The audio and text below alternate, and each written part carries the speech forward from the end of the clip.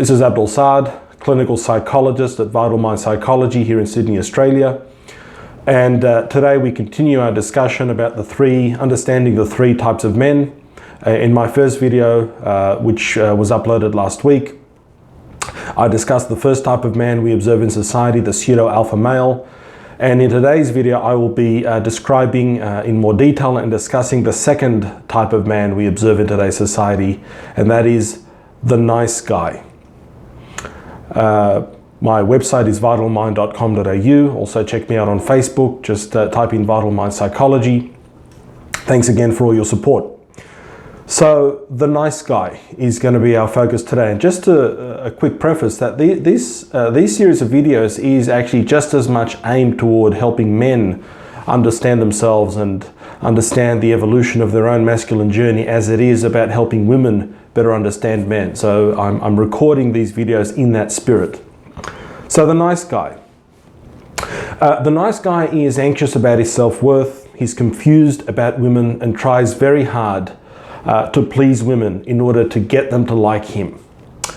Often the nice guy has a deep underlying sense of defectiveness around his self-worth, his lovability, his attractiveness, an underlying belief that if people really got to know the real him, that they would reject him at that fundamental level. Nice guys are typically conflict avoidant, they're passive in the face of authority, and they typically have great difficulty expressing their needs, most often entering into the covert contracts with people, which I've discussed in my previous videos.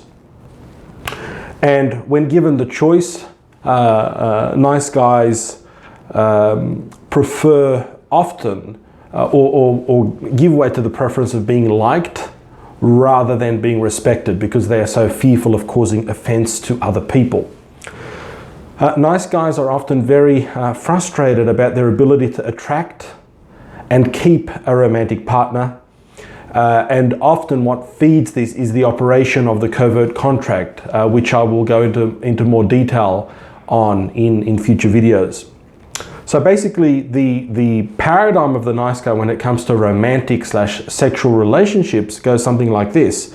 If I am nice to you, hopefully you will like me enough to want to be in a relationship with me / to have sex with me. That's basically the paradigm, a paradigm of niceness, which the nice guy assumes will bring about romantic attraction and some form of sexual chemistry. Now, at the lower end of functioning, nice guys can be quite obsessive and compulsive. They can hold deep-seated negative beliefs about women. They can become very resentful toward women. They're fearful of asserting themselves. They're fearful, as I said, of upsetting others.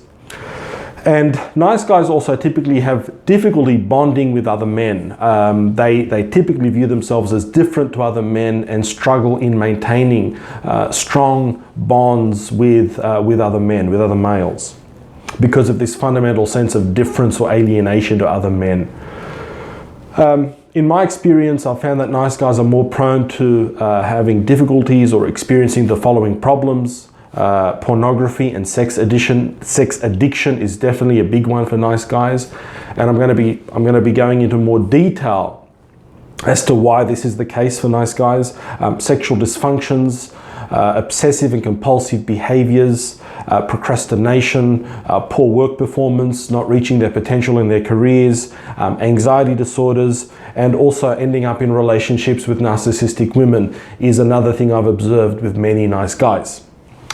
Now, developmentally, nice guys often report that they had a loving father, but the father figure or their biological father was non-salient, was passive, lacked any sense of masculine authority, lacked the capacity to model to his son how to exert healthy assertion and boundaries in the world and how to be comfortable with his masculinity. The father may have been physically or emotionally absent.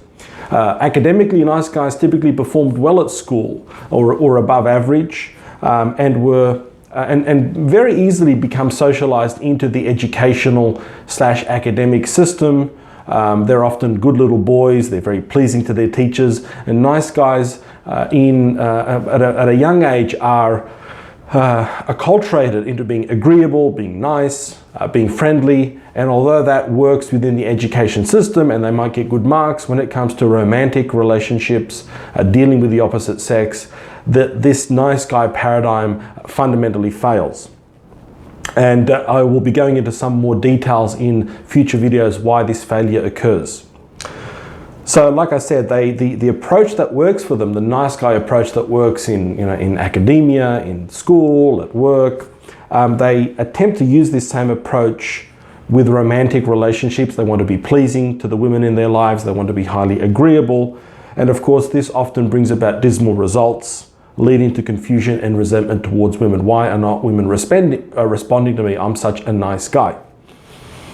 Now, nice guys, compared to the pseudo-alpha male, represent a much more evolved type of man than the pseudo-alpha. And this is maybe shocking to some people, but the nice guy is actually a more evolved archetype of the masculine than the pseudo-alpha.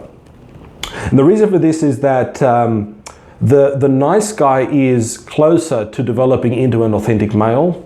He's more comfortable with vulnerability. Nice guys archetypally or prototypically definitely have a more evolved conscience, a moral code, than the pseudo-alpha. But unfortunately, through a set of very complex social dynamics, which I'm not going to go into this video, it does appear today that the nice guy is finishing last and is getting the short end of the stick when it comes to love, romance, attraction, fulfillment with the opposite sex. And as I alluded to in my previous video, the pseudo-alpha males appear to have developed a much more successful mating strategy in our modern world. Now, this has led large numbers of nice guys to become fearful and resentful of women, and unfortunately, this has we could hypothesize that we can see that there are some negative social consequences to this, because it's the nice guy that is less likely to cheat, more likely to be a committed father, more likely to be loyal. But there are various social factors operating which are making nice guys less attractive to women in the modern era. I think that one of the ways you can think of the nice guy is that the nice guy has had his masculine development arrested or placed on pause. They're typically a lot more comfortable with vulnerability. They're more likely to be loyal to their partner, more likely to be loving. And these are some of the features of the authentic integrated male, which the nice guy has the seeds for their further development, but hasn't quite got there yet. Now, at the lower end of the spectrum, and I'm going to do a separate video on this, nice guys can definitely go into possessiveness, jealousy, controlling, and violent behavior, although this is not typical of this sort of man, although it certainly can occur. And in a future video, I'll be describing how this happens, how the nice guy shifts more toward becoming a pseudo-alpha. So hopefully that's given you a sense of this second type of man that we observe in society. This video obviously is not about demonizing men, certainly not about demonizing the nice guy. I think we've created a set of circumstances in our society where nice guys who have a lot of potential to become integrated, authentic men, unfortunately are lacking male role models, lacking guides. There's a highly feminized, girl-centric education system which locks nice guys into a particular paradigm which works for them academically, educationally, and to some level vocationally. But when it comes to romance, when it comes to marriage, when it comes to sexual chemistry and attraction, this paradigm is letting the nice guy down, because very simply it does not produce enough magnetism or polarity with the feminine, who requires that masculine core in order to feel that romantic / sexual polarity with a man.